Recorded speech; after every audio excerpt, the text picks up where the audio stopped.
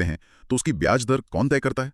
या फिर सरकार के पास जब पैसा कम पड़ जाता है तो वो कहाँ से लाती है? ये सब कोई जादू नहीं है दोस्त। नहीं, बिल्कुल नहीं। इसके पीछे है एक master player, the reserve bank of India. और आज हम इसी की दुनिया में एक बहुत गहरी छलांग लगाने वाले हैं। हाँ, और अगर आप चाहते हैं कि ज्ञान का ये खजाना आप तक पहुंचता रहे तो जल्दी से सब्सक्राइब बटन दबा दें, लाइक करें और वो घंटी, हाँ, नोटिफिकेशन वाली, उसे भी ऑन कर लें। बिल्कुल। चलो शुरू करते हैं। आज की हमारी चर्चा का जो रोड मैप है वो बहुत क्लियर है। हम शुरू करेंगे आरबीआई की मॉनेटरी पॉलिसी के टूल से, फिर जानेंगे कि आरबीआई सरकार को अपना सरप्लस पैसा क्यों और कैसे देती है। उसके बाद हम इंडिया के फॉरेक्स रिजर्व्स, खासकर सोने के भंडार की बात करेंगे। हाँ। फिर आरबीआई की ऑम्बुड्समैन स्कीम को समझेंगे और कुछ इंपॉर्टेंट बैंकिंग टर्म्स जैसे एसडीएफ, वीआरआर और को लेंडिंग को डिकोड करेंगे। सीज के लिए self regulatory organisation, regional rural banks के अमलगमेशन और स्मॉल फाइनेंस बैंक्स के यूनिवर्सल बैंक बनने की कहानी जानेंगे। और आखिर में हम सारफेसी एक्ट, स्विफ्ट नेटवर्क और एफआरबीएम एक्ट की गहराइयों में उतरेंगे। तो सीट बेल्ट लगा लो, ये एक लंबी और मजेदार राइड होने वाली है। तो आज का हमारा ब्रॉड माइक्रो थीम है भारतीय अर्थव्यवस्था में बैंकिंग और पैसे के प्रवाह को समझना। चलिए शुरू करते हैं पार्ट 1 से, the reserve bank of India. Okay, so let's start with the big one, topic 1.1.1, RBI monetary policy. हाँ, बेसिकली मॉनेटरी पॉलिसी ये वो तरीका है जिससे आरबीआई देश में मनी सप्लाई यानी पैसे के बहाव को कंट्रोल करता है। एग्जैक्टली। इसका मेन ऑब्जेक्टिव है प्राइस स्टेबिलिटी और इकोनॉमिक ग्रोथ को बैलेंस करना। सो दैट्स कूल ना? हाँ, और इसे करने के लिए आरबीआई के पास दो तरह के हथियार हैं।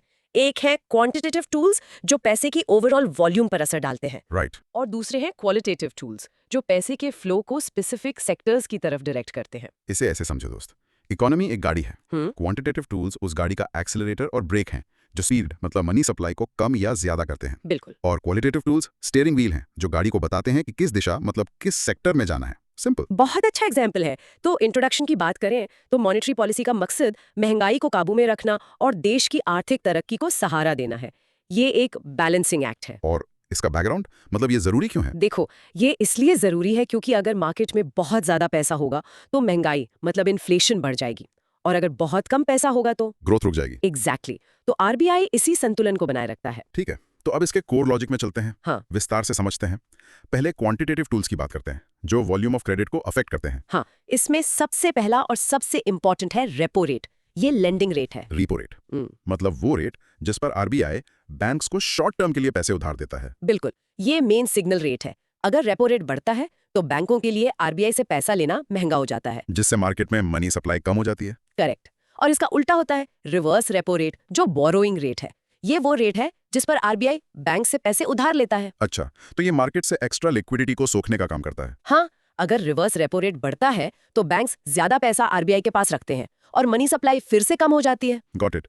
अब सीआरआर, कैश रिजर्व रेशियो, ये क्या है? सीआरआर में बैंकों को अपने टोटल डिपॉजिट्स, जिसे एनडीटीएल कहते हैं, उसका एक फिक्स्ड परसेंटेज कैश के रूप में आरबीआई के पास रखना होता है। और इस पे कोई इंटरेस्ट नहीं मिलता, राइट? बिल्कुल नहीं। सो सीआरआर बढ़ने से बैंकों के पास लोन देने के लिए फंड्स कम हो जाते हैं। सिंपल। और एसएलआर, स्टैट्यूटरी लिक्विडिटी रेशियो, ये सीआरआर जैसा ही है। थोड़ा अलग है। इसमें बैंकों को अपने एनडीटीएल का एक फिक्स्ड परसेंटेज लिक्विड एसेट्स में अपने पास रखना होता है। लिक्विड एसेट्स मतलब? जैसे गोल्ड, बॉन्ड्स या कैश। तो एसएलआर बढ़ने से भी लेंडेबल फंड्स कम हो जाते हैं। ओके, तो ये थे क्वांटिटेटिव टूल्स। अब क्वालिटेटिव टूल्स की बात करते हैं जो डायरेक्शन ऑफ क्रेडिट को कंट्रोल करते हैं। हाँ, इसमें पहला है मोरल सुएजन। मोरल सुएजन, ये तो सुनने में नॉन टेक्निकल लग रहा है भी। इसमें आरबीआई बैंक्स को सलाह देता है या परसुएट करता है कि वो पॉलिसी डायरेक्टिव्स को माने। ये नॉन बाइंडिंग होता है पर इफेक्टिव है, मतलब एक तरह की जेंटल वार्निंग कह सकते हैं। दूसरा है मार्जिन रिक्वायरमेंट्स। इसमें लोन टू वैल्यू यानी एलटीवी रेशियो को बदला जाता है। अगर मार्जिन बढ़ा दिया जाए तो लोन अमाउंट कम हो जाता है। अच्छा, ये स्पेकुलेटिव एक्टिविटीज को रोकने के लिए होता होगा। एग्जैक्टली। और आखिरी है डायरेक्ट एक्शन। डायरेक्ट एक्शन मतलब सख्ती। हाँ, अगर कोई बैंक आरबीआई की गाइडलाइंस नहीं मानता तो उस पर पेनल्टी, रिस्ट्रिक्शंस या सैंक्शंस लगाए जा सकते हैं। तो इसका रियल वर्ल्ड इम्पैक्ट क्या होता है एक आम इंसान के लिए? सबसे सीधा इम्पैक्ट, जब आरबीआई रेपो रेट बढ़ाता है तो आपके होम लोन और कार लोन की ईएमआई भी बढ़ जाती है। समझे? ये सीधा आपकी जेब पर असर डालता है। बिल्कुल। तो कंक्लूजन ये है कि ये टूल्स आरबीआई को इकोनॉमी को मैनेज करने की पावर देते हैं ताकि स्टेबिलिटी बनी रहे। करेक्ट। चलो अब कुछ क्रॉस क्वेश्चंस हो जाएं। यूपीएससी प्रीलिम्स के लिए ये बहुत इंपॉर्टेंट है। जरूर। अगर इकोनॉमी में इन्फ्लेशन बहुत ज्यादा है तो आरबीआई को सीआरआर के साथ क्या करना चाहिए और क्यों? उसे सीआरआर बढ़ाना चाहिए। इससे बैंकों के पास लोन देने के लिए पैसा कम बचेगा, मार्केट में मनी सप्लाई घटेगी और इन्फ्लेशन कंट्रोल में आएगा। ये याद रखना, ठीक है? दूसरा सवाल, एसएलआर और सीआरआर में मेन डिफरेंस क्या है? क्या बैंक एसएलआर के तहत रखे एसेट्स पर कुछ कमा सकते हैं? हाँ बिल्कुल, सीआरआर सिर्फ कैश में आरबीआई के पास रखा जाता है और उस पर कोई इंटरेस्ट नहीं मिलता। लेकिन एसएलआर में गोल्ड बॉन्ड्स भी शामिल हैं जिन पर बैंक्स रिटर्न कमा सकते हैं। ओके, मॉरल सुएजन लीगली बाइंडिंग नहीं है तो बैंक इसे क्यों मानते हैं? क्योंकि आरबीआई सेंट्रल बैंक है और उसकी सलाह को नजरअंदाज करना किसी भी बैंक के लिए रिस्की हो सकता है। It's about maintaining a good relationship with the regulator. Make sense. Repo rate को मेन सिग्नल रेट क्यों कहा जाता है? क्योंकि ये मॉनेटरी पॉलिसी के डायरेक्शन का सबसे क्लियर इंडिकेटर होता है। इसी के आधार पर बाकी इंटरेस्ट रेट्स तय होते हैं। परफेक्ट। तो last question on this, margin requirement का इस्तेमाल किस तरह की इकोनॉमिक एक्टिविटी को कर्ब करने के लिए किया जाता है? Primarily to curb speculation. जैसे स्टॉक मार्केट या रियल एस्टेट में अगर लोग उधार लेकर बहुत ज्यादा सट्टा लगा रहे हो तो मार्जिन बढ़ाकर उसे कंट्रोल किया जा सकता है। परफेक्ट। तो अब practice time. Now pause and practice saying repo rate is the lending rate of RBI and CRR is the cash reserve banks must keep with RBI. और एक mini recap. In short, RBI uses quantitative tools like repo rate for money volume and qualitative tools like model suasion for money direction. बिल्कुल। Okay, let's unpack this. RBI पैसे को control तो करता है, पर वो खुद भी तो पैसा कमाता है। हाँ। और उस पैसे का क्या होता है? चलो जानते हैं। हमारा अगला topic 1.1.2 surplus transfer to centre. हाँ, तो आरबीआई अपनी इनकम से खर्चे निकालने के बाद जो प्रॉफिट या सरप्लस बचता है उसे section 47 of the RBI act 1934 के तहत केंद्र सरकार को ट्रांसफर कर देता है। हाल ही में 2.69 लाख करोड़ का सरप्लस ट्रांसफर किया गया, राइट? हाँ, अ वेरी सिग्निफिकेंट अमाउंट। इसे ऐसे समझो कि आरबीआई परिवार का वो कमाने वाला सदस्य है जो अपने सारे खर्चे और फ्यूचर के लिए सेविंग मतलब रिस्क प्रोविजंस करने के बाद बचा हुआ पैसा परिवार के मुखिया यानी सरकार को दे देता है ताकि घर मतलब देश चल सके। Perfect analogy. तो इंट्रोडक्शन में ये सरप्लस ट्रांसफर सरकार के लिए एक important non tax revenue source है जो उसके फिस्कल डेफिसिट को मैनेज करने में मदद करता है। और इसका बैकग्राउंड ये हमेशा से ऐसे ही होता था? नहीं, पहले ये ट्रांसफर एड हॉक बेसिस पर होता था, लेकिन 2019 में बिमल जलान कमेटी की रिकमेंडेशंस के बाद एक structured economic capital framework ECF अपनाया गया। Bimal Jalan committee, okay. तो इस ECF का कोर लॉजिक क्या है? सबसे पहले आरबीआई की इनकम के सोर्सेज को समझते हैं। हाँ, कहाँ से कमाता है आरबीआई? गवर्नमेंट सिक्योरिटीज पर इंटरेस्ट से, लिक्विडिटी मैनेजमेंट टूल्स जैसे LAF से, नेट इंटरेस्ट से, लोन्स पर इंटरेस्ट से, और सिग्न्योरेज से भी? हाँ, सिग्न्योरेज यानी करेंसी छापने का प्रॉफिट, और फॉरेन करेंसी इन्वेस्टमेंट्स पर इंटरेस्ट से। ओके, अब इस इकोनॉमिक कैपिटल फ्रेमवर्क ECF को समझते हैं। इसका जेनेसिस जैसा मैंने बताया बिमल जलान कमेटी की सिफारिश पर 2019 में हुआ। इसे हर 5 साल में रिव्यू करने की रिकमेंडेशन है। और इसका कॉन्सेप्ट क्या है? ये फ्रेमवर्क तय करता है कि आरबीआई को अपने पास कितना कैपिटल मतलब रिस्क प्रोविजंस रखना चाहिए और कितना प्रॉफिट सरकार को देना चाहिए। Okay, and what are its components? इसके 2 मेन कंपोनेंट्स हैं। एक है रियलाइज्ड इक्विटी जो आरबीआई की पास्ट अर्निंग से एक्यूमुलेट हुआ फंड है, ठीक है। और दूसरा है रिवैल्यूएशन बैलेंसेस। ये अनरियलाइज्ड गेन्स होते हैं जो एक्सचेंज रेट, गोल्ड प्राइस या इंटरेस्ट रेट में बदलाव से होते हैं। Unrealized gains, interesting. So, what's the real world impact of this? जब सरकार को आरबीआई से ज्यादा पैसा मिलता है तो वो सोशल स्कीम्स पर ज्यादा खर्च कर सकती है या अपना उधार कम कर सकती है, जिसका सीधा फायदा आम जनता को होता है। तो कंक्लूजन ये है कि ECF ने सरप्लस ट्रांसफर प्रोसेस को ट्रांसपेरेंट और प्रेडिक्टेबल बना दिया है। एग्जैक्टली, ये आरबीआई की ऑटोनॉमी और सरकार की नीड्स के बीच एक बैलेंस बनाता है। Time for some cross questions. Let's do it. Economic capital framework ECF को रेकमेंड करने वाली कमेटी का नाम क्या था? द बिमल जलन कमेटी, ये नाम याद रखना। ओके, आरबीआई की इनकम का एक सोर्स सीनियरेज है। इसका क्या मतलब है? सिंपल शब्दों में एक करेंसी नोट को छापने की लागत और उसकी फेस वैल्यू के बीच का जो डिफरेंस होता है वो आरबीआई का प्रॉफिट है। इसी को सीनियरेज कहते हैं। Got it. ECF के तहत रीवैल्यूएशन बैलेंसेस को अनरियलाइज्ड गेन्स क्यों कहा जाता है? क्योंकि ये प्रॉफिट ऑन पेपर होता है। फॉर एग्जाम्पल, अगर आरबीआई के पास रखे सोने का दाम बढ़ गया तो वैल्यू तो बढ़ गई, पर प्रॉफिट रियलाइज तब तक नहीं होगा जब तक वो सोना बेचा ना जाए। क्लियर।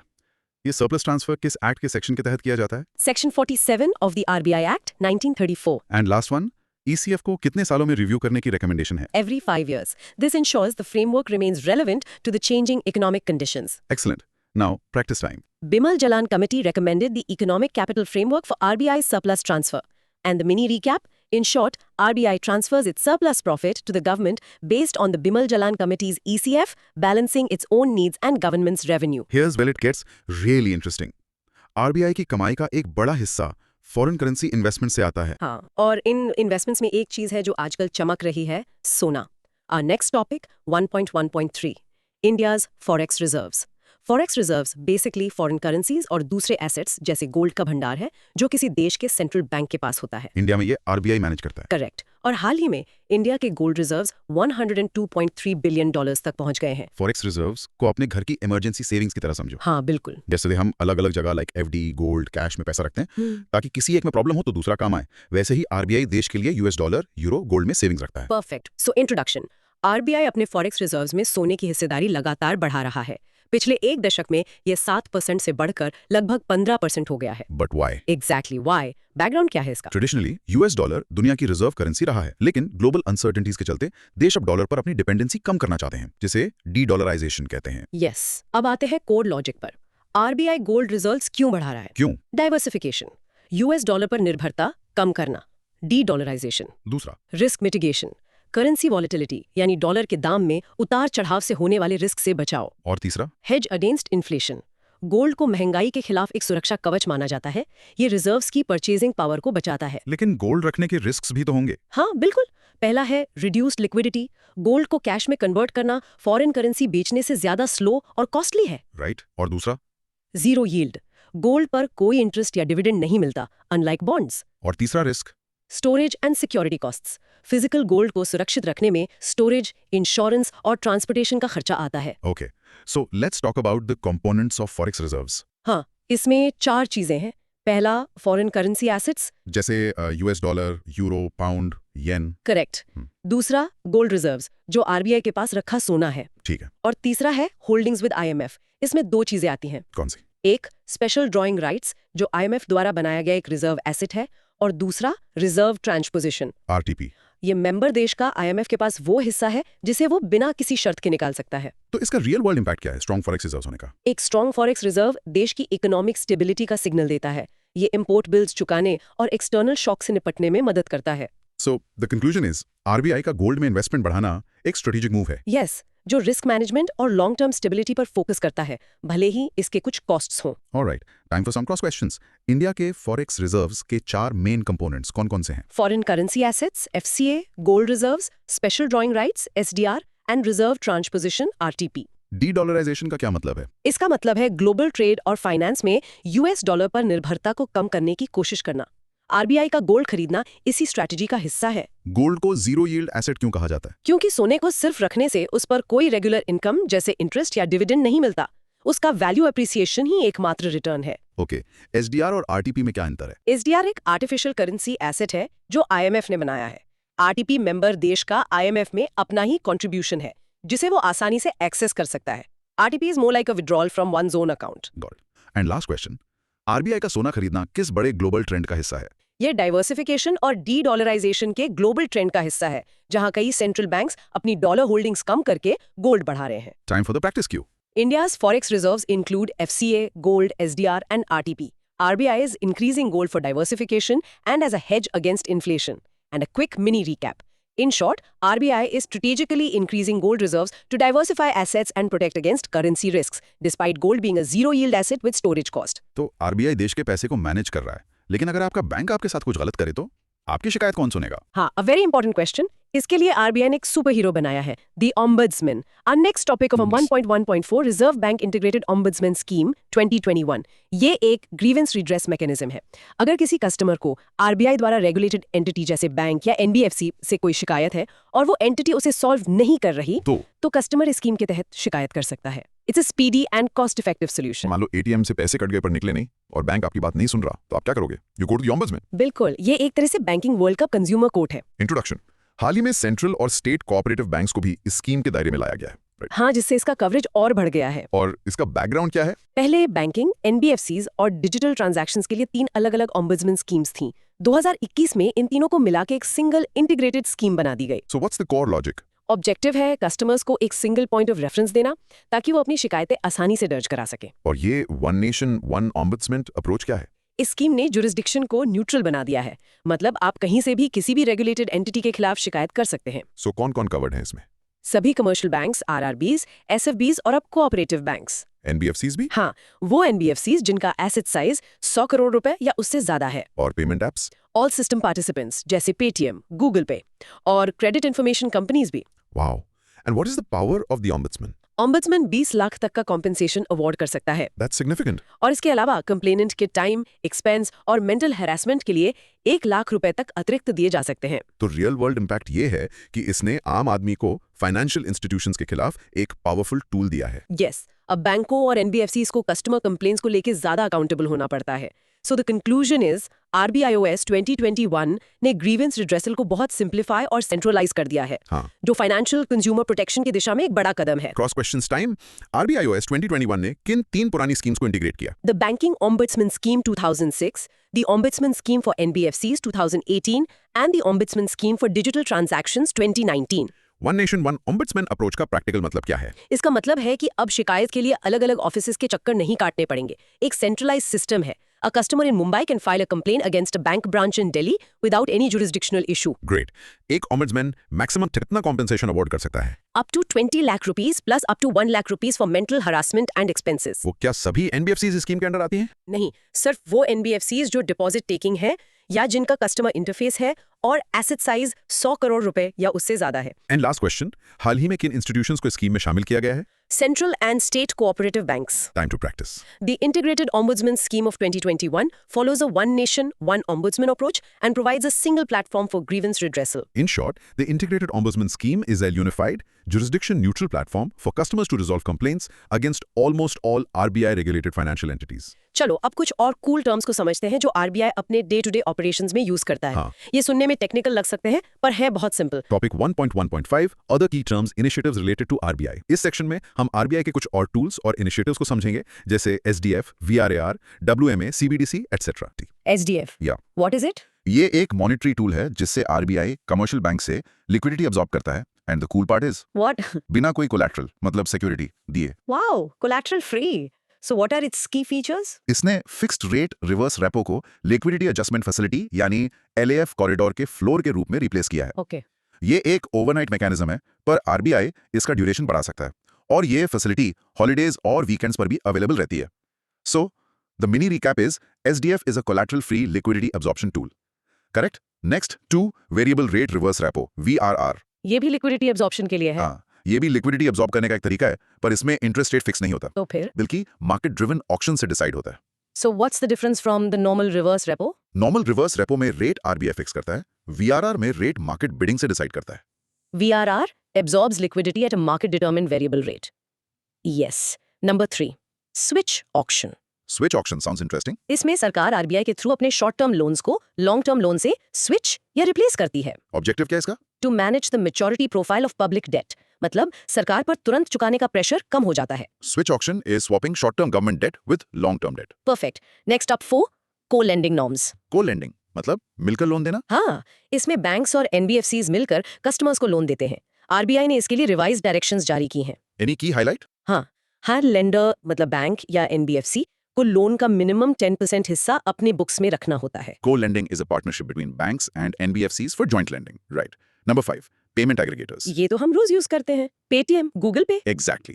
ये वो कंपनीज हैं जो मर्चेंट्स को कस्टमर्स से ऑनलाइन पेमेंट कलेक्ट करने में मदद करती हैं। तो इसमें रेगुलेशन क्या है?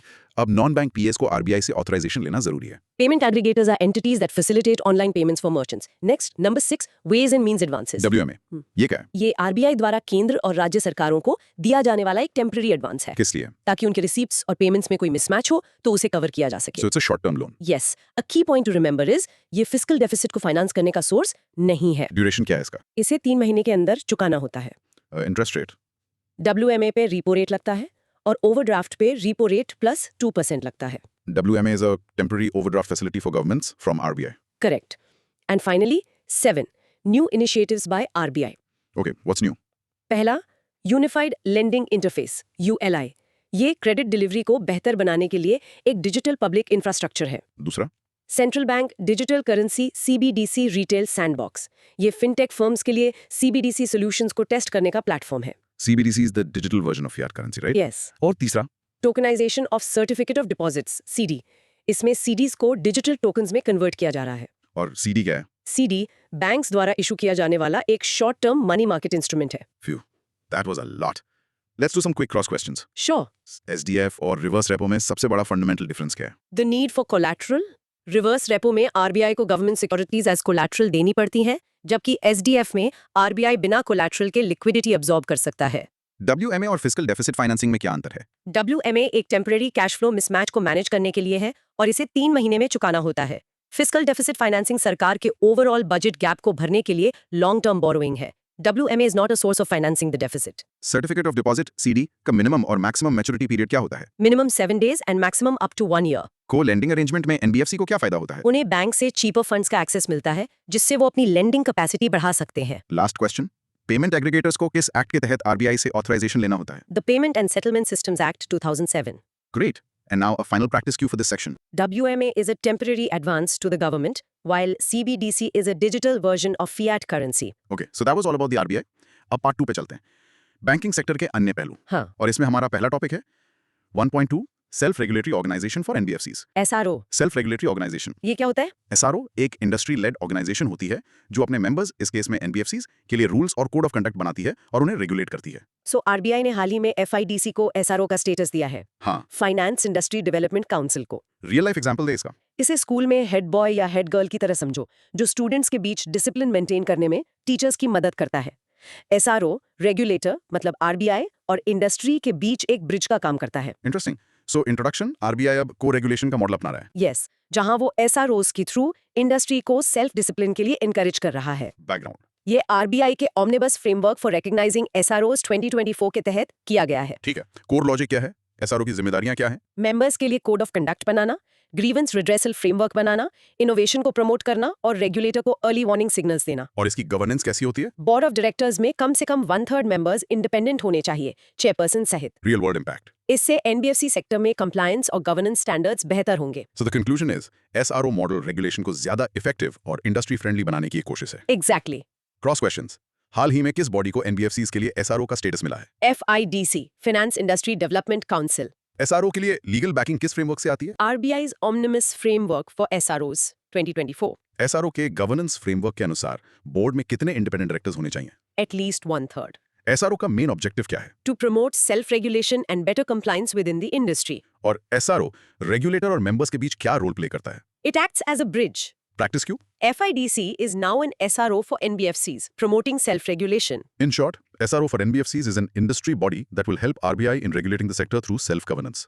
अब अगले टॉपिक पे चलते हैं, topic 1.3, One State, One RRB। One state, one RRB. मतलब रीजनल रूरल बैंक्स को मर्ज किया जा रहा है। हाँ, केंद्र सरकार रीजनल रूरल बैंक्स को अमेलगमेट कर रही है ताकि एक राज्य में एक ही बड़ा और मजबूत RRB हो। एग्जाम्पल, एक क्लास में बहुत सारी छोटी छोटी स्टडी ग्रुप्स की जगह एक बड़ा ऑर्गेनाइज्ड ग्रुप बनाना ताकि रिसोर्सेज बेटर यूज हो और परफॉर्मेंस इंप्रूव हो। सो इंट्रोडक्शन ये अमेलगमेशन का चौथा फेज है। हाँ, जिसके बाद RLBs की संख्या 43 से घटकर 28 हो जाएगी। इसका बैकग्राउंड क्या है? किसने रेकमेंड किया था ये? इसकी रिकमेंडेशन डॉक्टर व्यास कमेटी ने दी थी। Okay, let's get into the core logic. RRBs बने कब थे?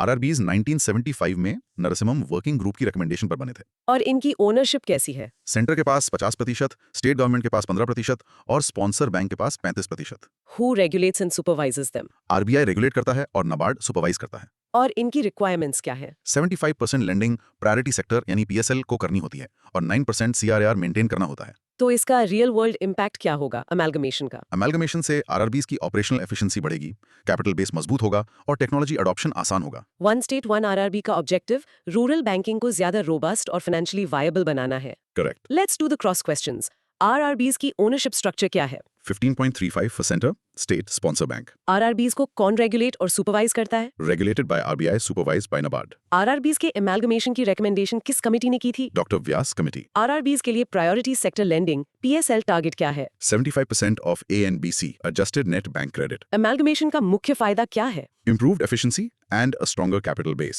Practice Q for this. RRBs are being amalgamated based on the one state, one RRB principle for better efficiency। In short, merging RRBs within a state aims to create stronger, more efficient rural banks. अब बात करते हैं small finance banks की। Topic 1.4 Small Finance Bank (SFB). मतलब small finance banks. ये financial inclusion के लिए बनाए गए डिफरेंशिएटेड बैंक्स हैं, राइट? हाँ, जो small business unit, small farmers वगैरह को क्रेडिट सप्लाई करते हैं। और न्यूज़ ये है कि AU स्मॉल फाइनेंस बैंक को यूनिवर्सल बैंक बनने की इन प्रिंसिपल अप्रूवल मिली है। यस। इसका रियल लाइफ एग्जांपल? एक स्पेशलिस्ट डॉक्टर SFB, जो एक खास तरह की बीमारी का इलाज करता है, अब एक जनरल फिजिशियन यूनिवर्सल बैंक बन रहा है जो हर तरह की बीमारी का इलाज कर सकता है। Great analogy. So the introduction is, ये पहली बार है जब कोई एसएफबी यूनिवर्सल बैंक में ट्रांजिशन कर रहा है। हाँ, तो इसके कोर लॉजिक पर आते हैं। एलिजिबिलिटी क्राइटेरिया क्या है ट्रांजिशन के लिए? मिनिमम 5 इयर्स का स्केड्यूल्ड स्टेटस होना चाहिए। ओके। शेयर्स स्टॉक एक्सचेंज पर लिस्टेड होने चाहिए। एंड मिनिमम नेटवर्थ 1000 करोड़ रुपए। प्रिस्क्राइब्ड CARR मीट करना। पिछले 2 सालों से प्रॉफिट में होना। एनपीए का भी कोई क्राइटेरिया है? हाँ, gross NPA should be less than और इक्वल टू 3% और net NPA should be less than और equal to 1% for the last 2 financial years. Okay, अब इसमें एक सब टॉपिक है 1.4.1 priority sector lending PSL norms for SFBs। हाँ, इसमें एक बदलाव आया है। पहले का रूल क्या था? Earlier rule was 75% of ANBC to PSL। और नया रूल? न्यू रूल जो FY 2025-26 से लागू होगा, उसमें टोटल PSL टारगेट को घटाकर 60% ऑफ ANBC कर दिया गया है। इससे एसएफबीज को फायदा होगा। हाँ, इससे SFBs को अपने लोन पोर्टफोलियो को डाइवर्सिफाई करने में ज्यादा फ्लेक्सिबिलिटी मिलेगी। सो द कंक्लूजन इज, SFB का यूनिवर्सल बैंक में ट्रांजिशन बैंकिंग सेक्टर के इवोल्यूशन को दिखाता है और सक्सेसफुल SFBs के लिए ग्रोथ का नया रास्ता खोलता है। Cross questions. एसएफबीज से यूनिवर्सल बैंक बनने के लिए मिनिमम नेटवर्थ कितनी चाहिए? 1000 करोड़। एनपीए के लिए एलिजिबिलिटी क्राइटेरिया क्या है? Gross NPA should be less than or equal to 3% and net NPA less than or equal to 1% for the last 2 financial years. SFBs के लिए नया पीएसएल टारगेट क्या है? 60% of ANBC from FY 2025-26. Universal banking licence का क्या मतलब है? It allows a bank to offer a wide array of services like commercial and investment banking. किस एसएफबी को यूनिवर्सल बैंक बनने की अप्रूवल मिली है? AU's Small Finance Bank. Practice Q. SFBs can transition to universal banks if they meet strict criteria on net worth, profitability, and asset quality. In short, successful SFBs can now become full-fledged universal banks and their PSL norms are also being rationalized. Next topic. And it's a very powerful one. Topic 1.5. SARFAESI Act 2002. SARFAESI Act ये act बैंकों और financial institutions को non performing assets यानी NPAs को recover करने की power देता है, राइट? हाँ, सिक्योरिटी जैसे प्रॉपर्टी को बिना कोर्ट के इंटरवेंशन के सीज और सेल करने की पावर। रियल लाइफ एग्जांपल, अगर आपने कार लोन नहीं चुकाया तो बैंक बिना कोर्ट जाए आपकी कार को वापस ले सकता है। SARFAESI एक्ट बैंकों को प्रॉपर्टी के मामले में ऐसी ही पावर देता है। So introduction. सुप्रीम कोर्ट ने हाल ही में एक्ट के सेक्शन 13(8) और रूल्स 8 and 9 के बीच एक कॉन्ट्रडिक्शन को हाईलाइट किया है। हाँ, जो बोरोवर के रिडेम्पशन राइट से जुड़ा है। Okay, so let's look at the core logic. What are the key features? Objective है एनपीएस की फास्ट रिकवरी। एनपीए तब होता है जब लोन 90 दिनों से ज्यादा ओवरड्यू हो। मेथड्स ऑफ रिकवरी क्या है? 3 मेन मेथड्स हैं। पहला, सिक्योरिटाइजेशन। इसमें स्ट्रेस्ड एसेट्स को ट्रेडेबल सिक्योरिटीज में रीपैकेज किया जाता है। दूसरा, एसेट रिकंस्ट्रक्शन। इसमें एसेट रिकंस्ट्रक्शन कंपनीज यानी ARCs एनपीएस को खरीदती हैं और रिकवर करती हैं। और तीसरा सबसे powerful, court free enforcement. Banks can take possession of assets without judicial approval. लेकिन बॉरोवर के राइट्स का क्या? बोरोवर डेट रिकवरी ट्रिब्यूनल यानी DRT में अपील कर सकता है। So the conclusion is SARFAESI act NPA resolution के लिए एक पावरफुल टूल है। लेकिन इसके इम्प्लीमेंटेशन में क्लैरिटी और बोरोवर राइट्स के प्रोटेक्शन का बैलेंस जरूरी है। क्रॉस क्वेश्चंस, NPA क्या होता है? A loan that is overdue for more than 90 days. SARFAESI act के तहत रिकवरी के 3 की मेथड्स क्या हैं? Securitization, asset reconstruction, and enforcement of security interests. Asset reconstruction companies ARCs को कौन रेगुलेट करता है? RBI. बोरोवर अपने ग्रीवियंसेस के लिए कहां अपील कर सकता है? Debt Recovery Tribunal, DRT. क्या SARFAESI एक्ट एग्रीकल्चरल लैंड पर लागू होता है? No, agricultural land is an exception. Practice Q for SARFAESI? SARFAESI Act 2002 allows banks to recover NPAs without court intervention. Legal challenges regarding a borrowers rights. चलिए अब कुछ और की डेवलपमेंट्स को क्विकली कवर करते हैं। टॉपिक 1.6 अदर की developments. Okay, a quick roundup. First, Swift Messaging Network. Swift ये ग्लोबल फाइनेंशियल ट्रांजैक्शंस के लिए एक सिक्योर मैसेजिंग नेटवर्क है। इसका हेडक्वार्टर्स बेल्जियम में है। News क्या है? इंडियन बैंक्स ISO 2022 स्टैंडर्ड को अडॉप्ट कर रहे हैं, जो एक नया ग्लोबल स्टैंडर्ड है। और इसका कोई ऑल्टरनेटिव है? हाँ, ब्रिक्स पे स्विफ्ट का एक प्रपोज्ड ऑल्टरनेटिव है। Okay, next, India Post Payments Bank, IPPB. ये 100% गवर्नमेंट ओन्ड पेमेंट्स बैंक है। Services. ये 2 लाख रुपए तक के डिपॉजिट्स एक्सेप्ट कर सकता है, but can not give loans और issue credit cards. Got it. Next, PCA Framework. PCA माने प्रॉम्प्ट करेक्टिव एक्शन फ्रेमवर्क। ये RBI का एक सुपरवाइजरी टूल है जो वीक बैंक्स पर रिस्ट्रिक्शंस लगाता है ताकि उनकी फाइनेंशियल हेल्थ सुधर सके। News. अब ये प्राइमरी अर्बन कोऑपरेटिव बैंक्स यानी UCBs पर भी लागू होगा। Okay, last one in this section, Financial Fraud Risk Indicator, FRI. ये डिपार्टमेंट ऑफ टेलीकम्युनिकेशंस यानी DOT द्वारा लॉन्च किया गया एक टूल है। ये करता क्या है? ये मोबाइल नंबर्स को फाइनेंशियल फ्रॉड के रिस्क के आधार पर क्लासिफाई करता है। Interesting. Let's do some quick cross questions. Swift का हेडक्वार्टर्स कहाँ है? बेल्जियम। Payments banks maximum कितना डिपॉजिट एक्सेप्ट कर सकते हैं? 2 लाख रुपीस PCA फ्रेमवर्क का ऑब्जेक्टिव क्या है? To restore the financial health of weak banks. BRICS pay क्या है? A proposed alternative to SWIFT for BRICS nations. Financial fraud risk indicator FRI किस डिपार्टमेंट ने लॉन्च किया है? Department of telecommunications DOT। Practice Q. SWIFT is for global financial messaging and PCA is RBI's framework for weak banks. In short, recent developments include adopting new SWIFT standards, expanding PCA to UCBs, and using technology to fight financial fraud. Wow, that was a deep dive into the banking sector. अब part 3 पर चलो एक quick summary करते हैं। RBI's role।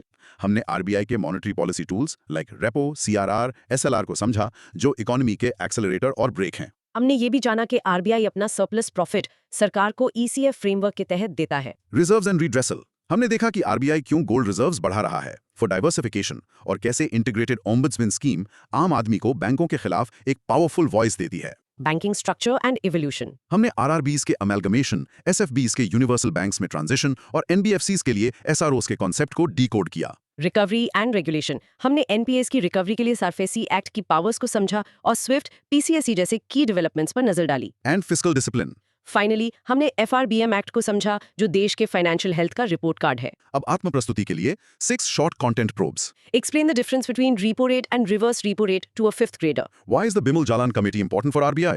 List 3 reasons why a central bank would buy gold. What is the one nation, one ombudsman concept? In one sentence, what does the SARFAESI Act allow banks to do?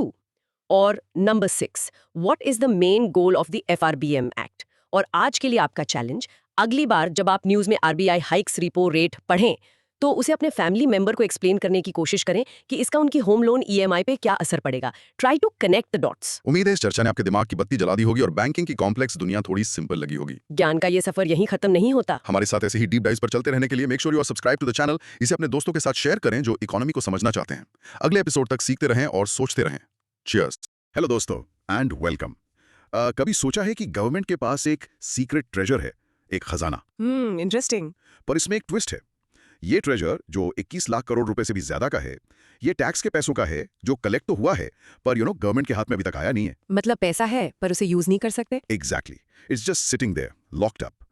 इतना पैसा है कि इससे देश में कई high speed train networks बन सकते हैं। तो द बिग क्वेश्चन इज, ये पैसा कहाँ अटका हुआ है? और इसे अनलॉक करने का प्लान क्या है? हाँ, बेसिकली ये सब इंडिया के फाइनेंस और टैक्सेशन सिस्टम से जुड़ा हुआ है। तो दोस्त, अगर गवर्नमेंट के बजट मैनेजमेंट और टैक्स सिस्टम के पीछे की रियल स्टोरी जाननी है तो बिल्कुल सही जगह पर हो। लेकिन इससे पहले कि हम इस नॉलेज एडवेंचर पर निकलें, एक छोटा सा काम। जरूर। फटाफट सब्सक्राइब बटन दबा दो, लाइक करो और वो घंटी वाला नोटिफिकेशन आइकॉन ऑन कर लो ताकि ऐसा कोई भी सेशन मिस ना हो। Promise it will be worth it. तो आज की इस डिटेल डिस्कशन का हमारा लर्निंग मैप क्या है? हम इस 21 लाख करोड़ की मिस्ट्री को सॉल्व करने के लिए एक जर्नी पर जा रहे हैं। सबसे पहले हम गवर्नमेंट की फाइनेंशियल रूल बुक यानी FRBM एक्ट को समझेंगे। This is basically the government's own discipline plan. Right, foundation. फिर हम इंडिया के टैक्स स्ट्रक्चर को डिकोड करेंगे, the 2 main sources of its income, direct and indirect taxes. Okay. इसके बाद we'll investigate the big money disputes. We look at special tools जैसे safe harbour rules और advance pricing agreements जो इन financial battles को solve करने के लिए बनाए गए हैं। जहां पैसा अटका हुआ है। एग्जैक्टली। और finally will jump into the world of GST reforms. देखेंगे GST 1.0 कैसा रहा और GST 2.0 में क्या नया आने वाला है, तो मेक थिंग्स स्मूदर। रेडी हो? Absolutely. Let's start. Fiscal responsibility and budget management act. Broad micro theme, government finances and fiscal discipline. तो FRBM एक्ट बेसिकली गवर्नमेंट के लिए ना एक फाइनेंशियल फिटनेस प्लान है, एक रूल बुक जो गवर्नमेंट खुद अपने लिए बनाती है। अच्छा, खुद के लिए रूल्स? हाँ, इसका सिंपल सा गोल है ये इंश्योर करना कि गवर्नमेंट जरूरत से ज्यादा खर्च ना करे और देश पर कर्ज यानी डेट का बोझ ना बढ़े। समझे? राइट। इसे ऐसे समझ सकते हैं जैसे एक फैमिली अपने महीने के बजट के लिए रूल बनाती है कि हम अपनी इनकम का मान लो 70% ही खर्च करेंगे। बिल्कुल। अच्छा, और टोटल लोन कभी भी 5 लाख से ज्यादा नहीं होने देंगे। तो FRBM एक्ट गवर्नमेंट के लिए बिल्कुल यही काम करता है, but on a massive national scale. Perfect analogy. Okay, let's unpack this. Introduction, हम आज इसकी बात क्यों कर रहे हैं, मतलब व्हाई नाउ? हम इसकी बात इसलिए कर रहे हैं because this is the starting point of our investigation. Government के फाइनेंसेस की हेल्थ चेक करने का ऑफिशियल टूल यही है, और हाल ही में controller and auditor general of India यानी CAG की रिपोर्ट ने गवर्नमेंट के फाइनेंशियल अकाउंट्स में कुछ इनकंसिस्टेंसीज और ट्रांसपेरेंसी इश्यूज को हाईलाइट किया है। अच्छा, क्या रिपोर्ट ने? हाँ, this brings the FRBM act right into the spotlight. तो इसका बैकग्राउंड क्या है? ये एक्ट 2003 में लाया ही क्यों गया था? पहले क्या सिस्टम था? Great question. देखो, इसका मेन पर्पस था intergenerational equity in fiscal management. ये एक फैंसी टर्म है, आई नो। हाँ, थोड़ा हैवी है। इसका मतलब क्या हुआ? इसका सिंपल मतलब है कि हम यानी आज की जनरेशन इतना कर्ज न ले लें कि उसे चुकाने का बोझ आने वाली फ्यूचर जनरेशंस पर आ जाए, और इसके साथ साथ देश में long term macro economic stability बनाए रखना। Got it. So what's the core logic? इसके मतलब रूल्स क्या हैं? What does it actually mandate? तो इस एक्ट के आते ही गवर्नमेंट के लिए कुछ चीजें मैंडेटरी हो गई। हर साल बजट के साथ पार्लियामेंट में 3 इंपॉर्टेंट स्टेटमेंट्स रखने होते हैं। 3 स्टेटमेंट्स ओके हाँ, macro economic framework statement, medium term fiscal policy statement और फिस्कल पॉलिसी स्ट्रैटेजी स्टेटमेंट। ये एक तरह से गवर्नमेंट का रिपोर्ट कार्ड जैसा है। और इसके टारगेट्स क्या हैं चलो नंबर्स में बात करते हैं बिल्कुल। The act set some very specific targets. पहला है फिस्कल डेफिसिट। ओरिजिनली इसका टारगेट था कि इसे जीडीपी के 3% तक लाया जाए। तो सेंट्रल 3% के हिसाब से बढ़ रहा है हाँ, अभी रिवाइज्ड पाथ है कि फिस्कल डेफिसिट को जीडीपी के 4.5% से नीचे लाया जाए। ओके और डेट लिमिट्स ये बहुत इंपॉर्टेंट है, याद रखना। जनरल गवर्नमेंट यानी सेंटर प्लस स्टेट्स कंबाइंड का टोटल डेट जीडीपी के 60% से ज्यादा नहीं होना चाहिए। 60% फॉर कंबाइंड और अकेले सेंटर के लिए अकेले सेंट्रल गवर्नमेंट का डेट जीडीपी के 40% से ज्यादा नहीं। और एक और चीज, गारंटीज। गवर्नमेंट जो गारंटीज देती है वो जीडीपी के 0.5% से ज्यादा नहीं होनी चाहिए। अच्छा एक इंपॉर्टेंट नोट भी था ना इसमें हाँ, 2018 में एक अमेंडमेंट हुआ था जिसने रेवेन्यू डेफिसिट और इफेक्टिव रेवेन्यू डेफिसिट के टारगेट्स हटा दिए थे। ये काफी सिग्निफिकेंट चेंज था। ओके सो अब आते हैं सीएजी रिपोर्ट पर the real world impact report में क्या मिला तो रिपोर्ट ने हाईलाइट किया कि पैंडेमिक के दौरान 2020-21 में सेंट्रल गवर्नमेंट का डेट टू जीडीपी रेशियो 61.38% तक पहुंच गया था। वाओ 61.38% टारगेट तो 40% था एग्जैक्टली ये टारगेट से काफी ज्यादा है।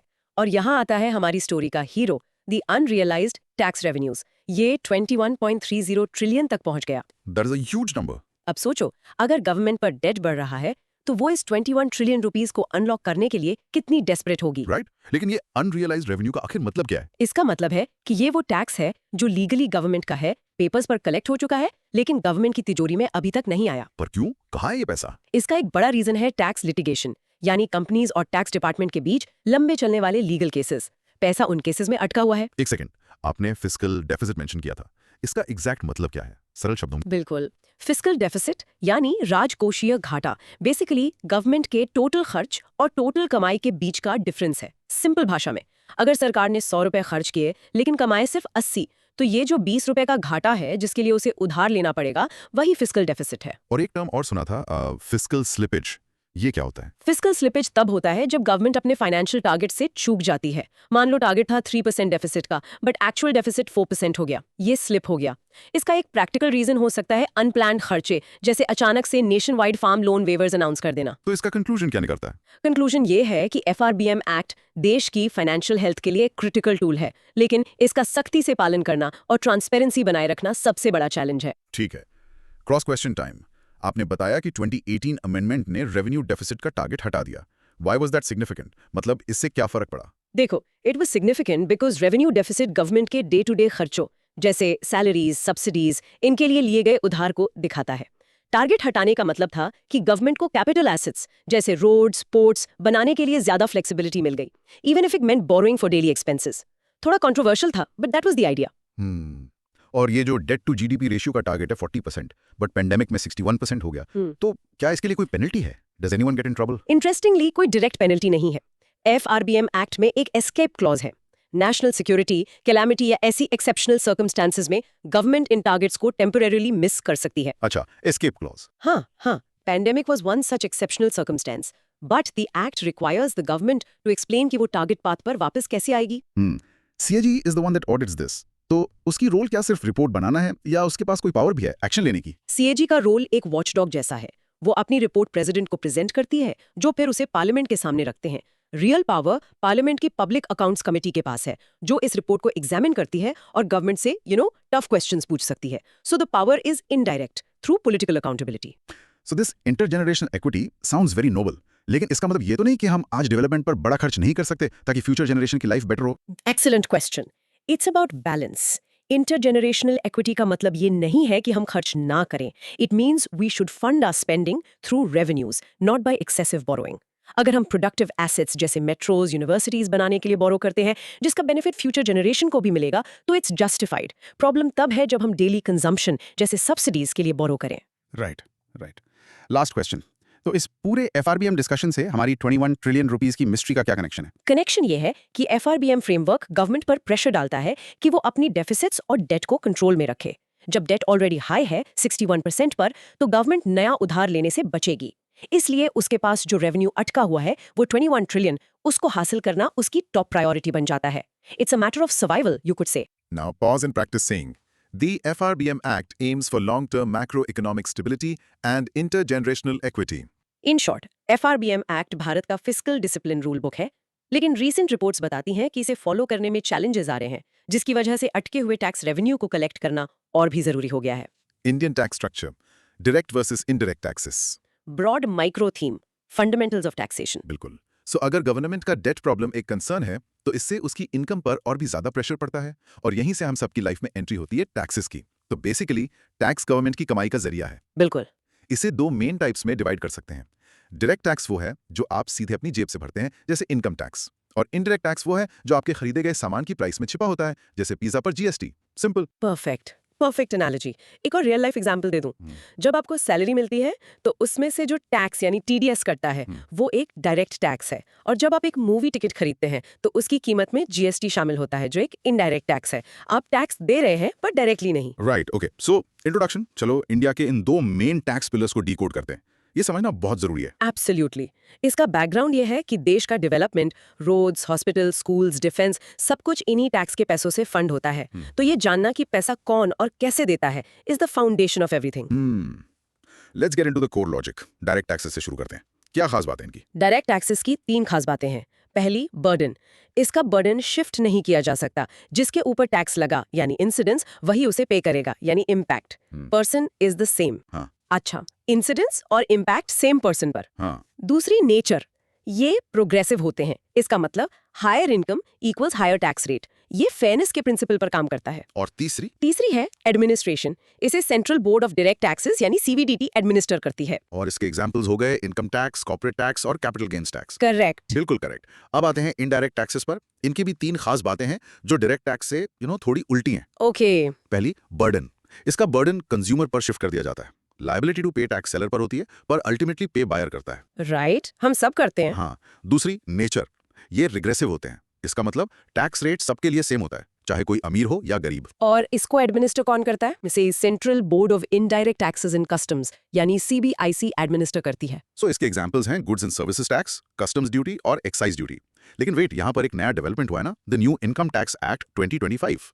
इससे क्या बदलेगा? Yes, this is a major update. Government एक नया इनकम टैक्स एक्ट 2025 लाई है जो पुराने 1961 के एक्ट को रिप्लेस करेगा। इसके कुछ की हाइलाइट्स हैं। जैसे कि पहला तो है सिंप्लिसिटी, इसे आसान बनाने की कोशिश की गई है। दूसरा, एमएटी यानी मिनिमम ऑल्टरनेट टैक्स और एएमटी के प्रोविजंस को अलग-अलग सेक्शंस में डाला गया है फॉर क्लैरिटी। और कुछ नया भी है? हाँ, अनडिस्क्लोज्ड इनकम की डेफिनेशन में अब वर्चुअल डिजिटल एसेट्स जैसे क्रिप्टो भी शामिल हैं। और ये काफी इंटरेस्टिंग है। टैक्स अथॉरिटीज अब सर्च के दौरान आपके ईमेल सर्वर्स या सोशल मीडिया अकाउंट्स जैसे वर्चुअल स्पेसेस को भी एक्सेस कर सकती हैं। Wow, that last one is a big deal. तो इसका रियल वर्ल्ड इंपैक्ट क्या है? The impact is huge. देखो, डायरेक्ट टैक्सेस सोसाइटी में इकोनॉमिक इक्वालिटी लाने में हेल्प करते हैं क्योंकि अमीर ज्यादा पे करते हैं। इनडायरेक्ट टैक्सेस कलेक्ट करना आसान होता है, लेकिन ये जरूरी चीजों की कीमतें बढ़ा सकते हैं जिसका असर सब पर, खासकर गरीबों पर ज्यादा पड़ता है। और ये नया act, The new Income Tax Act aims to make the direct tax system more modern for the digital age. तो एज अ कंक्लूजन, एक अच्छे टैक्स सिस्टम में डायरेक्ट और इनडायरेक्ट दोनों का बैलेंस्ड मिक्स होना चाहिए। और इस नए एक्ट से लगता है कि डायरेक्ट टैक्स सिस्टम में ट्रांसपेरेंसी और अकाउंटेबिलिटी बढ़ेगी। सही है। Cross question time. आपने कहा इनडायरेक्ट टैक्सेस रिग्रेसिव हैं। Can you explain that with an example? एक अमीर और एक गरीब आदमी दोनों ने 10 रुपए का बिस्किट पैकेट खरीदा जिस पर 1 रुपए का जीएसटी है। दोनों के लिए ये रिग्रेसिव कैसे हुआ? Good question. दोनों ने 1 रुपए का ही टैक्स दिया, बिल्कुल। लेकिन उस गरीब आदमी के लिए जिसकी दिन की कमाई 100 रुपए है, वो 1 रुपया उसकी इनकम का 1% है। और उस अमीर आदमी के लिए जिसकी दिन की कमाई 10,000 रुपए है, वो 1 रुपया उसकी इनकम का सिर्फ 0.01% है।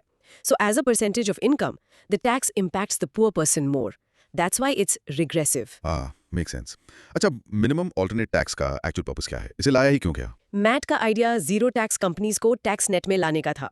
बहुत सी बड़ी कंपनीज ऐसी थीं जो ह्यूज प्रॉफिट्स कमाती थीं, लेकिन अलग-अलग एग्जेम्पशंस और लूप होल्स का फायदा उठाकर जीरो टैक्स पे करती थी। मैट इंश्योर करता है कि ऐसी कंपनीज को अपने बुक प्रॉफिट्स पर एक मिनिमम अमाउंट ऑफ टैक्स पे करना ही पड़ेगा। इस नए इनकम टैक्स एक्ट में वर्चुअल सर्च का प्रोविजन है। इससे प्राइवेसी कंसर्न्स नहीं बढ़ेंगे? डेफिनेटली प्राइवेसी कंसर्न्स एक वैलिड पॉइंट है, लेकिन इस प्रोविजन के पीछे गवर्नमेंट का लॉजिक ये है कि आजकल फाइनेंशियल ट्रांजैक्शंस और ब्लैक मनी को स्टोर करने के तरीके बदल गए हैं। लोग फिजिकल कैश की जगह डिजिटल एसेट्स और क्लाउड सर्वर्स यूज कर रहे हैं। तो टैक्स इवेजन को पकड़ने के लिए टैक्स अथॉरिटीज को भी अपने टूल्स अपडेट करने होंगे। The law will need to find a balance between investigation and the right to privacy. Progressive tax system को आर्थिक समानता के लिए अच्छा माना जाता है। तो फिर इंडिया में इनडायरेक्ट टैक्सेस से इतना रेवेन्यू क्यों कलेक्ट किया जाता है? इसके दो बड़े प्रैक्टिकल रीजंस हैं। पहला, ईज ऑफ कलेक्शन। हर प्रोडक्ट पर छोटा सा टैक्स कलेक्ट करना आसान है। दूसरा, टैक्स बेस। इंडिया में बहुत कम लोग इनकम टैक्स पे करते हैं, लेकिन बिस्किट, सोट, मोबाइल रिचार्ज ये सब लोग खरीदते हैं। सो इनडायरेक्ट टैक्सेस का टैक्स बेस बहुत वाइड है। It allows the government to collect revenue from a much larger population. अच्छा, इस नए एक्ट से हमारी 21 ट्रिलियन की मिस्ट्री सॉल्व होने में कोई हेल्प मिलेगी? Potentially yes. अगर नया लॉ सिंपलर है, लूप होल्स कम है और डेफिनेशंस जैसे वर्चुअल एसेट्स की क्लियर है, तो इससे टैक्स डिस्प्यूट्स कम हो सकते हैं। कम डिस्प्यूट्स का मतलब है कम लिटिगेशन, और कम लिटिगेशन का मतलब है कि अटका हुआ पैसा जल्दी रिलीज हो सकता है। So it's a step in that direction. Practice saying this. Direct taxes are progressive in nature, while indirect taxes are regressive. In short, direct tax आपकी इनकम पर लगता है और प्रोग्रेसिव होता है। इनडायरेक्ट टैक्स सामान और सर्विसेज पर लगता है और रिग्रेसिव होता है। Other developments related to direct tax, safe harbor, APAs and STT. Broad micro theme, advance concepts in corporate and financial taxation. Okay, हमने देखा कि टैक्स लिटिगेशन एक बहुत बड़ा इशू है, जिसकी वजह से 21 ट्रिलियन अटके हुए हैं। अब हम उन स्पेशल टूल्स की बात करेंगे जो ऐसी लीगल डिस्प्यूट्स को स्पेशली मल्टीनेशनल कंपनीज के लिए शुरू होने से पहले ही रोकने के लिए यूज होते हैं। एग्जैक्टली। चलो एक स्टोरी बनाते हैं। इमेजिन करो एक मल्टीनेशनल कंपनी है गूगल। उसके ऑफिसेज इंडिया और यूएस दोनों में है। इंडियन ऑफिस यूएस ऑफिस के लिए कुछ रिसर्च करता है। ठीक है। अब सवाल उठता है, इंडियन ऑफिस अपनी सर्विसेज के लिए यूएस ऑफिस से कितना चार्ज करेगा? इस प्राइस को ट्रांसफर प्राइसिंग कहते हैं, और इसी प्राइस को लेकर सबसे बड़े टैक्स फाइट्स होते हैं। सो इंट्रोडक्शन, अब हम डायरेक्ट टैक्स वर्ल्ड के कुछ technical but super important concepts में डाइव कर रहे हैं। थोड़ा सोच लो, ये कॉन्सेप्ट्स बिजनेस वर्ल्ड के लिए बहुत क्रूशियल है। यस, इसका बैकग्राउंड यही है कि जैसे जैसे बिजनेस ग्लोबल हो रहे हैं, टैक्स लॉस को भी स्मार्ट होना पड़ रहा है। मल्टीनेशनल कंपनीज अक्सर ट्रांजैक्शन प्राइसिंग का यूज करके प्रॉफिट्स को लो टैक्स कंट्रीज में शिफ्ट करती हैं, जिससे वो टैक्स बचाती हैं। इसे रोकने के लिए ये रूल्स बनाए गए हैं। और या let's get into the core logic. पहला टूल है सेफ हार्बर रूल्स। ये क्या है? सेफ हार्बर रूल्स जैसे नाम से ही क्लियर है, एक सेफ जोन है। ये वो सर्कमस्टांसेस हैं जहां टैक्स अथॉरिटी टैक्स पेयर यानी कंपनी द्वारा डिक्लेयर किए गए ट्रांसफर प्राइस को विदाउट एनी क्वेश्चंस एक्सेप्ट कर लेती है। अगर आप इन रूल्स के अंदर हो तो आपसे कोई झगड़ा नहीं करेगा। इसमें कोई रीसेंट चेंज हुआ है? हाँ, इसका स्कोप बढ़ाया गया है। अब 300 करोड़ तक की ट्रांजैक्शंस इसके अंडर आ सकती हैं, एंड इंपॉर्टेंटली इलेक्ट्रिक व्हीकल्स में यूज होने वाली लिथियम आयन बैटरीज को भी इसमें इंक्लूड किया गया है। Okay, next and most important tool, advance pricing agreements. ये कैसे काम करता है? एपीए बेसिकली टैक्स डिपार्टमेंट के साथ एक प्री डील जैसा है। कंपनी और टैक्स अथॉरिटी पहले बैठकर अग्री कर लेते हैं कि आने वाले सालों में उनके इंटरनेशनल ट्रांजैक्शंस के लिए प्राइसिंग मेथड क्या होगा। इससे टैक्स सर्टेनिटी मिलती है। कंपनी को पता होता है कि उसे कितना टैक्स देना है। ये अग्रीमेंट मैक्सिमम 5 साल का हो सकता है। So this prevents a fight before it even starts. इसके टाइप्स भी होते हैं? हाँ, 3 टाइप्स हैं। यूनिलैटरल यानी कंपनी और इंडिया की टैक्स अथॉरिटी के बीच, बायलैटरल यानी कंपनी, इंडिया की टैक्स अथॉरिटी और दूसरे देश की टैक्स अथॉरिटी, और मल्टीलैटरल जब 2 से ज्यादा देश इन्वॉल्व हों। और ये सब किस प्रिंसिपल पर बेस्ड हैं? ये सब एक कोर प्रिंसिपल पर बेस्ड है, the arm's length principle. Arm's length principle. Sounds interesting. What is it? This principle states that the price in a transaction between related parties, जैसे Google India और Google US, must be the same as the price in a comparable transaction between two unrelated parties. यानी अगर Google India वही service किसी unrelated company को 100 रुपए में देती, तो उसे Google US से भी 100 रुपए ही चार्ज करने चाहिए। इससे फेयरनेस इंश्योर होती है। Got it. और लास्ट है सिक्योरिटीज ट्रांजैक्शन टैक्स यानी STT। ये क्या है? ये एक डायरेक्ट टैक्स है जो स्टॉक एक्सचेंज पर होने वाले security transactions, equity, derivatives, futures पर लगता है। इसका मेन एम सिक्योरिटीज मार्केट में टैक्स एवेजन को रोकना है। So the real world impact is clear. APAs और सेफ हार्बर जैसे रूल्स मल्टीनेशनल कंपनीज को टैक्स सर्टेनिटी देते हैं, जिससे वो इंडिया में इन्वेस्ट करने के लिए एनकरेज होती हैं। बिल्कुल। This creates a predictable and stable tax environment for foreign investment, और इससे हमारी 21 ट्रिलियन रुपए की मिस्ट्री भी सॉल्व होती है, क्योंकि ये उस लिटिगेशन को कम करता है जो इस प्रॉब्लम की जड़ है। बिल्कुल। कंक्लूजन यही है कि these mechanisms are vital for reducing tax litigation. Cross question time. अगर एक कंपनी ने APA साइन कर लिया है, तो क्या टैक्स डिपार्टमेंट उसे बाद में चैलेंज कर सकता है? Generally no. अगर कंपनी ने एपीए में अग्री किए गए टर्म्स एंड कंडीशंस को फॉलो किया है, तो टैक्स डिपार्टमेंट उस पर्टिकुलर ट्रांजैक्शन के लिए उसे चैलेंज नहीं कर सकता। That's the whole point of certainty. हाँ, अगर कंपनी ने कुछ फ्रॉड या मिसरिप्रेजेंटेशन किया है, तब APA को कैंसिल किया जा सकता है। ये एपीएस का प्रोसेस कितना लंबा और महंगा होता है? Is it for every company? ये प्रोसेस क्वाइट लेंदी और कॉम्प्लेक्स होता है, और इसलिए ये मेनली बड़ी मल्टीनेशनल कंपनीज के लिए ही सूटेबल है, जिनके ट्रांजैक्शंस हाई वैल्यू के होते हैं। छोटी कंपनीज के लिए ये प्रैक्टिकल नहीं है। उनके लिए सेफ हार्बर रूल ज्यादा यूजफुल है। आपने बताया एसटीटी एक डायरेक्ट टैक्स है, लेकिन लगता तो ट्रांजैक्शन पर है, जैसे एक indirect tax. Can you clarify? हाँ, this is a classic point of confusion. STD direct tax इसीलिए है क्योंकि इसका इंसिडेंस और इम्पैक्ट सेम पर्सन पर होता है, जो पर्सन सिक्योरिटीज खरीद रहा है या बेच रहा है। इसका बर्डन शिफ्ट नहीं होता, भले ये ट्रांजैक्शन पर लगता है, इसकी नेचर इनकम पर टैक्स जैसी है, नॉट लाइक जीएसटी। याद रखना, this is a tricky one. Safe harbour में लिथियम आयन बैटरीज को इंक्लूड करने का क्या सिग्निफिकेंस है? This is a strategic move. Government India को इलेक्ट्रिक व्हीकल्स का मैन्युफैक्चरिंग हब बनाना चाहती है। बैटरी सबसे इंपॉर्टेंट कंपोनेंट है। इससे रिलेटेड टैक्स रूल्स को सिंपल और प्रिडिक्टेबल बनाकर गवर्नमेंट फॉरेन कंपनीज को इंडिया में बैटरी मैन्युफैक्चरिंग प्लांट लगाने के लिए एनकरेज कर रही है। It's a policy signal. अगर दो कंट्रीज के टैक्स लॉज आपस में कॉन्फ्लिक्ट करते हैं ऑन ट्रांसफर प्राइसिंग, तब क्या होता है? Exactly, that's exactly where a bilateral APA comes in. जब दो कंट्रीज आपस में अग्री कर लेती हैं तो कंपनी को डबल टैक्सेशन से बचाया जा सकता है। अगर कोई एपीए नहीं है तो कंपनी को डीटीएए यानी डबल टैक्सेशन अवॉइडेंस एग्रीमेंट के थ्रू रिलीफ क्लेम करना पड़ता है, जो एक लंबा और कॉम्प्लिकेटेड प्रोसेस हो सकता है। Now pause and practice saying APAs provide tax certainty for international transactions based on the arm's length principle. In short, APAs और सेफ हार्बर जैसे टूल्स बड़ी कंपनीज के साथ टैक्स डिस्प्यूट्स को शुरू होने से पहले ही रोक देते हैं, जिससे टैक्स लिटिगेशन कम होता है। Goods and Services Tax, GST. Broad macro theme, indirect tax reforms and cooperative federalism. तो अब तक हमने गवर्नमेंट के इनकम टैक्स यानी डायरेक्ट टैक्स साइड की कहानी देखी, but what about everything we buy? यहाँ आता है इंडिया का सबसे बड़ा tax reform, GST। One nation one tax. हाँ, वन नेशन वन टैक्स। इसने इंडिया में 17 अलग-अलग इनडायरेक्ट टैक्सेस और 13 सेसेस को रिप्लेस कर दिया, और अब इसका अपग्रेडेड वर्जन GST 2.0 प्लान किया जा रहा है। It is indeed a revolutionary reform. इसकी इंपॉर्टेंस समझने के लिए एक रियल लाइफ एग्जाम्पल। जीएसटी से पहले एक कार खरीदने पर आपको एक्साइज ड्यूटी, वैट, सीएसटी जैसे कई टैक्स देने पड़ते थे, और अक्सर टैक्स ऑन टैक्स यानी कैस्कैडिंग इफेक्ट लगता था। टैक्स के ऊपर टैक्स? हाँ, मतलब आप टैक्स के ऊपर भी टैक्स दे रहे थे। जीएसटी ने इस कॉम्प्लेक्स सिस्टम को सिंप्लीफाई करके एक सिंगल टैक्स बना दिया। GST इंडिया का सबसे बड़ा टैक्स रिफॉर्म था। अब let's evaluate GST 1.0 and see what's coming in the next generation GST reform और GST 2.0, जिसे हाल ही में 56th GST काउंसिल मीटिंग में अप्रूव किया गया है। जीएसटी की जरूरत ही क्यों पड़ी? The biggest reason was to eliminate the cascading of taxes and to create a common national market. पहले हर स्टेट के अपने अलग टैक्स और रूल्स थे। जीएसटी ने पूरे देश को एक मार्केट बना दिया।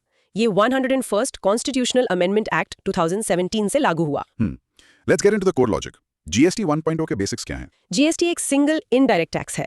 इसके मेन कंपोनेंट्स हैं CGST यानी सेंटर का शेयर, SGST यानी स्टेट का शेयर, और IGST जब सामान एक स्टेट से दूसरे स्टेट में जाता है। और ये किस टाइप का टैक्स है? इंपॉर्टेंटली, ये एक डेस्टिनेशन बेस्ड टैक्स है। इसका मतलब है कि टैक्स रेवेन्यू उस स्टेट को मिलता है जहां फाइनल कंजम्पशन होता है, ना कि उस स्टेट को जहां प्रोडक्शन होता है। और इस सब का बॉस है द GST काउंसिल। ये क्या है? जीएसटी काउंसिल आर्टिकल 279A के तहत बनी एक कॉन्स्टिट्यूशनल बॉडी है। ये जीएसटी से जुड़े सभी इंपॉर्टेंट डिसीजंस लेती है। टैक्स रेट्स क्या होंगे, रूल्स क्या होंगे, सब कुछ। इसको हेड कौन करता है? इसे यूनियन फाइनेंस मिनिस्टर चेयर करते हैं, और सभी स्टेट्स और यूटीज के फाइनेंस मिनिस्टर्स इसके मेंबर्स होते हैं। What's fascinating here is the voting system. Centre के पास 1/3 वोट वेटेज है और स्टेट्स के पास 2/3। और डिसीजन कैसे लिया जाता है? कोई भी डिसीजन 3/4 मेजोरिटी से लिया जाता है। This promotes cooperative federalism. This all sounds great on paper, lower taxes, simpler system, but अब तक का एक्सपीरियंस कैसा रहा है? अब आते हैं प्रपोज्ड GST 2.0 रिफॉर्म्स पर। बिल्कुल, GST 1.0 में कुछ कॉम्प्लेक्सिटीज थी, जैसे मल्टीपल टैक्स स्लैब्स। GST 2.0 का एम इन्हीं को आसान करना है।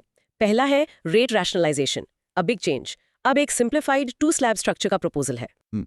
2 स्लैब कौन से? 5% इसेंशियल्स के लिए और 18% स्टैंडर्ड रेट। सिन गुड्स जैसे टोबैको पर 40% का स्पेशल डीमेरिट रेट लगेगा। और प्रोसेसेस को आसान करने के लिए क्या है? डिस्प्यूट्स के लिए goods and services tax appellate tribunal या GSTAT जल्द ही ऑपरेशनल होगा। स्मॉल बिजनेसेस के लिए रजिस्ट्रेशन प्रोसेस को ऑटोमेट और सिंप्लीफाई किया जाएगा। और इंटरमीडिएट सर्विसेज के लिए प्लेस ऑफ सप्लाई का रूल बदला जा रहा है, जिससे इंडियन एक्सपोर्टर्स को एक्सपोर्ट बेनिफिट्स क्लेम करने में आसानी होगी। इससे आम आदमी को क्या फायदा? इससे डायरेक्ट रिलीफ मिलेगी। कई FMCG items, hair oil, soap 18% से 5% पर आ जाएंगी। हेल्थ इंश्योरेंस एग्जेम्प्ट हो जाएगा। AC, TV, सीमेंट 28% से 18% पर, और स्मॉल कार्स और मोटरसाइकिल्स भी 28% से 18% पर आ जाएंगे। वाओ, ये तो बड़ी राहत है। हाँ, ये हाउस होल्ड्स के लिए एक बड़ी बचत होगी, और सिंप्लीफाइड सिस्टम से स्मॉल बिजनेसेस को कंप्लायंस में आसानी होगी, जो ईज ऑफ डूइंग बिजनेस को इंप्रूव करेगा।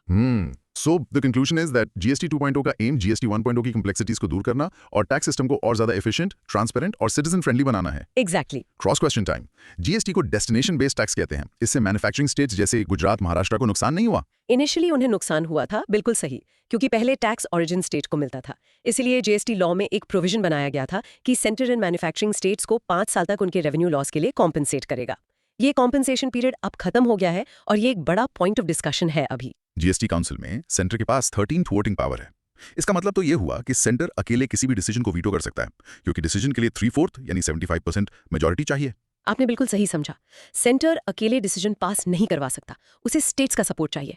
लेकिन वो अकेले किसी भी डिसीजन को रोक जरूर सकता है। अगर सेंटर नो वोट करे तो स्टेट्स के 100% वोट मिलाकर भी 66.7% ही होंगे, जो 75% से कम है। This gives the centre significant power in the council. ये जो नया 2 स्लैब सिस्टम है, 5% एंड 18%, इससे गवर्नमेंट के रेवेन्यू पर असर नहीं पड़ेगा। बहुत सी चीजें सस्ती हो रही हैं। This is the most critical question. The idea is that lower tax rates will lead to higher consumption and better compliance. लोग टैक्स चोरी कम करेंगे. So even though the rates are lower, the total tax collection यानी tax base will increase, balancing out the revenue. But हाँ, it's a calculated risk. GST में अभी भी petroleum, alcohol और real estate क्यों नहीं है? क्योंकि ये स्टेट्स के लिए रेवेन्यू के सबसे बड़े सोर्सेज हैं। स्टेट्स इन पर अपना कंट्रोल खोना नहीं चाहते।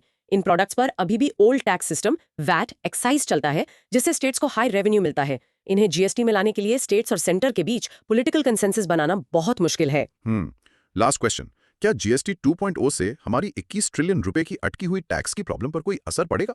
Indirectly yes. जीएसटी के डिस्प्यूट्स अलग हैं, but a simpler GST system with fewer rates and clear rules means fewer future disputes in the indirect tax space. अगर बिजनेस करना आसान होगा, कंप्लायंस बढ़ेगा, तो कंपनी ज्यादा प्रॉफिटेबल होंगी। More profit means more corporate tax यानी direct tax for the government, so it helps the overall economic environment. Practicing GST 2.0 aims for rate rationalization to create a simpler and more efficient indirect tax system. In short, GST 2.0 Bharat की indirect tax journey का अगला कदम है, जिसमें tax rates कम करने और business processes को आसान बनाने का वादा है। Okay, let's quickly go through a few more important terms. Ready? Quick fire round. Anti-dumping duty.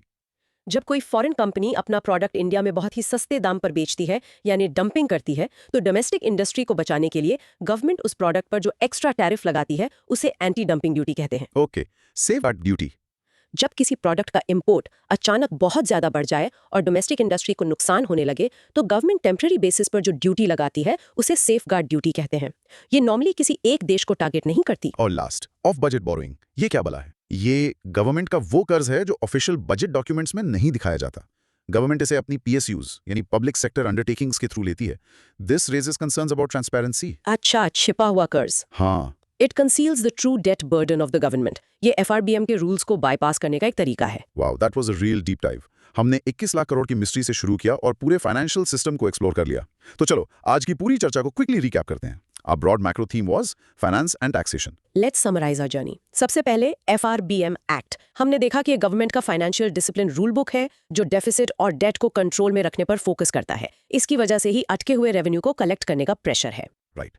उसके बाद इंडियन टैक्स स्ट्रक्चर।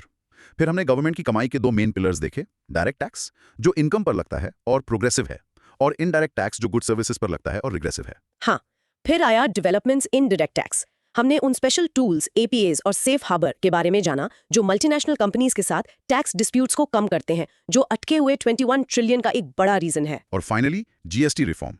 हमने वन नेशन वन टैक्स की जर्नी देखी और जाना कि कैसे जीएसटी 2.0 इसे और सिंपलर बनाने वाला है, जिससे बिजनेस करना आसान हो और फ्यूचर में टैक्स डिस्प्यूट्स कम हो। Excellent summary. अब आपके लिए 6 content probes to really make this knowledge stick. अब आपके लिए 6 content probes to really make this knowledge stick. 1. FRBM act के कॉन्टेक्स्ट में इंटरजेनरेशनल इक्विटी का कॉन्सेप्ट अपने शब्दों में समझाइए। अब आपके लिए 6 content probes to really make this knowledge stick. 2. एक देश के लिए high debt to GDP ratio चिंता का विषय क्यों है? 3. अपनी डेली लाइफ से एक प्रोग्रेसिव और एक रिग्रेसिव टैक्स का एग्जाम्पल दीजिए। 4. Arm's length principle international taxation में फेयरनेस को कैसे प्रमोट करता है। 5. जीएसटी ने सबसे बड़ी किस प्रॉब्लम को सॉल्व किया? Hint, tax on tax. 5. GST ने सबसे बड़ी किस प्रॉब्लम को सॉल्व किया? हिंट। 6. जीएसटी काउंसिल में अगर सेंटर और कुछ स्टेट्स किसी डिसीजन पर अग्री नहीं करते हैं तो फैसला कैसे होता है? और आज का आपका चैलेंज, अपने किसी फैमिली मेंबर को सिर्फ 60 सेकंड्स में डायरेक्ट और इनडायरेक्ट टैक्स के बीच का डिफरेंस एक रियल लाइफ एग्जांपल के साथ एक्सप्लेन करने की कोशिश करें। See if you can do it. जैसे जैसे हम जीएसटी 2.0 जैसे सिंप्लीफाइड टैक्स सिस्टम की तरफ बढ़ रहे हैं, एक सवाल उठता है।